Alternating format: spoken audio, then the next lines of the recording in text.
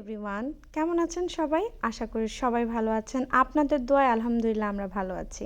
So আজকে চলে এসেছি একটা অ্যানাদার উইকেন্ড ব্লগ আপনাদেরকে শেয়ার করতে।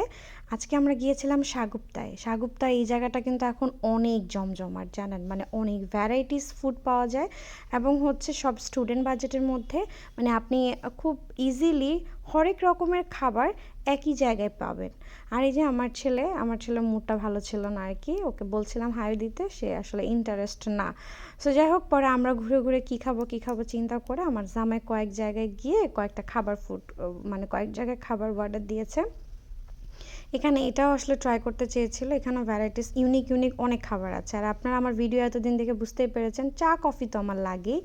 আর এই রামেনটা মাত্র 100 টাকা ছিল, মানে বোঝা যায় ডিমের দামও তো এখন অনেক বেশি।